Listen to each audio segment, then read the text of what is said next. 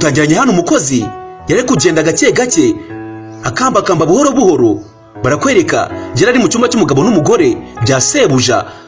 Barakwereka umukobwa icyo yakoze, yafashe Prudence irimo amasohoro ya sebuja. Ukurikire arangije arayitegereza atangira kwisetsa. Ukurikirana akantu kandi wa muntu we. Umukobwa arangije akomeza kuyakandakanda. Ukurikire umugabo n'umugore bari biryamiye, ibintu bimeze neza cyane, gusa ntabwo bari bazi ko umukozi ari mu cyumba cyabo. Umukozi barakwereka yafashe ya Prudence irimo amasohoro akomeza kuyakandakanda yisekeshwa. Urebe uyu mukozi byo ngibyo birangiye, abandi nabo urukundo rwari rumeze neza cyane nk'umugabo n'umugore. Ku kanya umukozi icyo yakoze, yese afata urugi buhoro buhoro kugira ngo yegekeho bataza kumwumva. Gusa ari iby'amasohoro ya sebuja, ntawe uzi target y'uyu mukozi icyo yashakaga. Umukobwa icyo yakoze, yese aza hano ajya kuri kalendari atangira kureba, aravuga tumva iyi tariki ntabwo nzayibagirwa, ubu niyo ngiye guhita nsamiraho. Ukurikire unyumvira uyu mukobwa hati wa mugabo we, ngiye kukubyarira uri databuja kandi ntabwo uzabihakana. Hatumva ngiye gukora igishoboka cyose kugira ngo nzamenye neza ko ibintu bigiye kugenda neza, ukamenya ko umwana ntwita ari uwawe. Ukurikire umukobwa icyo yakoze, yakomeje kwitegereza ya masura ya sebuja. Gusa amaze kurana no kuri kalendari aravuga ati ngomba gukora igishoboka cyose kugira ngo agaragaze ko uyu mwana agiye gutwita ari uwawe. Urebe umukozi yakomeje kuyitegereza arayareba. Umukozi arangije yicara ku gitanda. Ukurikirana akantu kandi wa muntu ntagire ikigucika. Umukobwa arangije urebe akomeza kwitegereza ya masohoro. Icyo yakoze, yakuye yo serenge. Undebera umukozi uri hano ukura yo serenge harayireba nayo hanayisinijira. Undebera uyu mukozi wari uri hano. Umukobwa icyo yakoze nta kindi, yavuze ati ngiye ko byagenda kose ngomba kukubyarira bosi. Umukobwa yese avoma ya masohoro makeya muri ya Prudence, arangije arayareba. Yayandi ari muri Prudence arayajugunya, afata amwe yari muri serenge. Ukurikire wa muntu we, umukozi ni inkorama hano.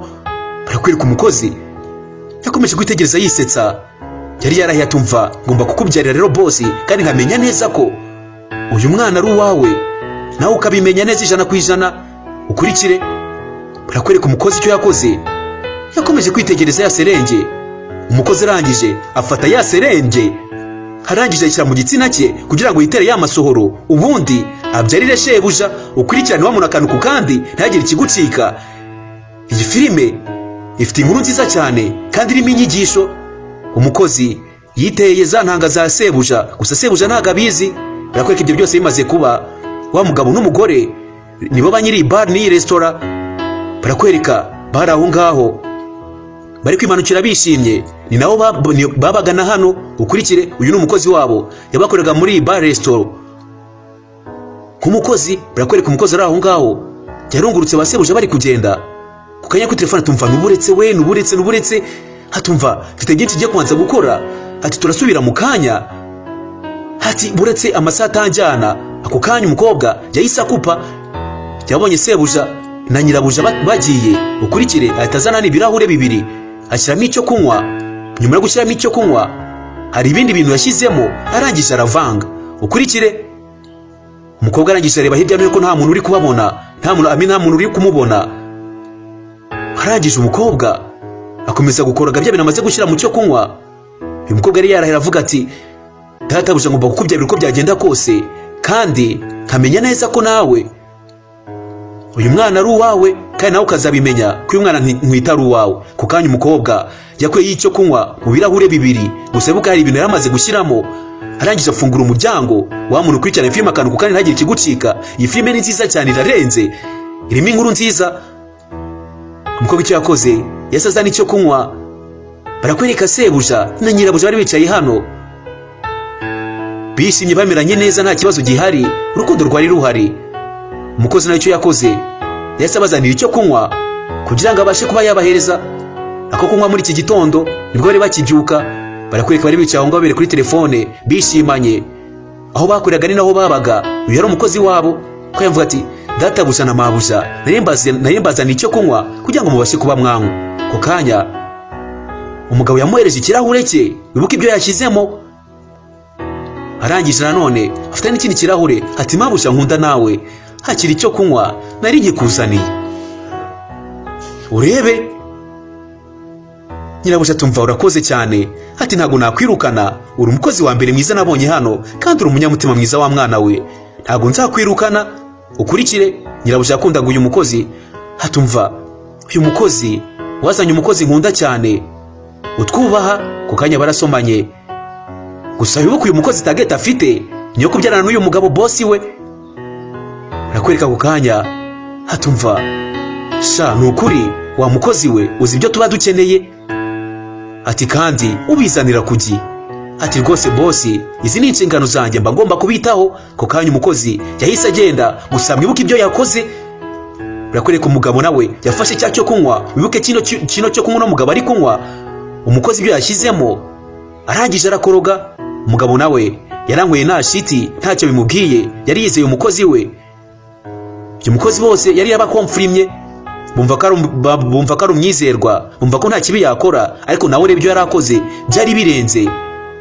Undebere barakwereka bidatinze hano hari umugabo wari uhari. Umukobwa ahita avuza induru, umugabo yambitse ibintu by'ibimaske ati muntabare boss ndapfuye. Umukozi yari mu cyumba agiye kuryama ati nibiki ati reba hano hari umuntu uri kuza, yaraciye mu idirishya. Ku kanya wa mugabo yahise avayo yirukanka n'iki maske. Ukurikire mukwirukanka umugabo yahise aza nawe hano.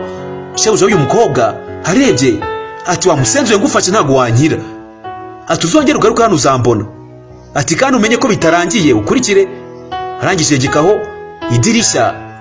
Ukurikire wa muntu we iyi filime ni nziza cyane hatumva yaraje hano sinzi icyo yashakaga, ubanza yaragiye kumfata ku ngufu. Uyu ni wa mukozi gusa ari ku mupangu wuko agomba kwereka shebuja kindi atwita ari yiwe.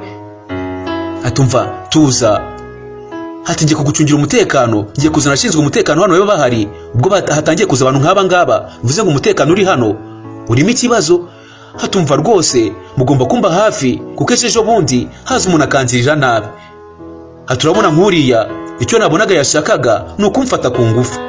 Ukurikire mugabo ko kanya aho ngaho yatangiye kuvuga ijwi ritavayo, amera nk'uri kuzengera. Tumva rwose ngomba kwita ku mutekano wawe gusa avuga atameze neza. Hatumva humura ibintu byose ngiye kubyitaho nta kibazo uzongera kugira hano. Ati inshingano zanjye no kwita ku bakozi ba hano kumva ko nabameze neza.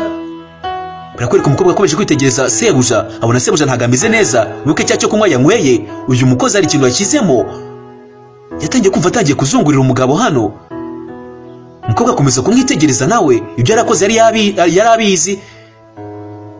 Umukobwa yasabona sebuja yicaye ku gitanda. Sebuja mu kwicara ku gitanda, sebuja umutwe wari watangiye kumeneka, atangiye kumva ameze nabi.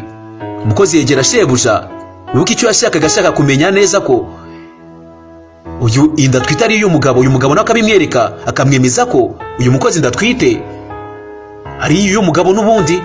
Barakureba ku kanya umugabo yarambaraye ku gitanda. Mu kurambara ku gitanda umukobwa icyo yakoze yasakurayo telefone atangiye gufata amafoto n'uyu sebuja kugira ngo agaragaze ko bari baryamanye. Gusa ntabwo bigeze baryamana. Wibuke ibyo yakoze, yiteye intanga za sebuja kugira ngo amubyarire. Iyi ni trick yose yakoze kugira ngo azerekane ko uyu mugabo baryamanye akamutera inda. Iki nicyo yashakaga. Umukobwa icyo yakoze yahise yifotoza we n'uyu mugabo baryamye ku gitanda sebuja kugira ngo azamwereke ko anereke na nyirabuja ko inda twita ari y'uyu mugabo. Yahise yareba amafoto bamaze gufata bari mu gitanda baryamye. Ukurikira umuntu akantu ku kandi itageti y'uyu mukozi.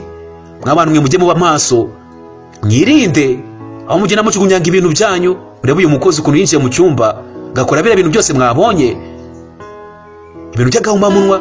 Umukobwa atumva ubu gutya birarangiye rero uwa mugabo we ubu ngiye kubona amafaranga menshi ngukuye uri umubosi wanjye. Hatumva mbaye umugore wawe wa kabiri kandi ndabizi ko n'uwa mbere ntabwo mwari mwabyarana. Ubu mwana tugiye kubyarana wawe niwe wa mbere. Ukurikire ati rero ubu ngubu ibintu byose bigiye kugenda neza. Barakwikira byose bimaze kuba. Ndakwitsa gukora subscribe kuri YouTube channel tujye tubana umunsi ku munsi ugira filime nziza cyane z'ubwenge. Kandi reka ngushimire uba wakoze subscribe ukuri umuntu w'ingenzi. Ibi byose tugezeho niwe tuba tubikesha. Kandi ujya muri comment wandike umbwire ko ukuntu ibintu uba ubibona izi filime mba nguhereza nimba aricyo zikumarira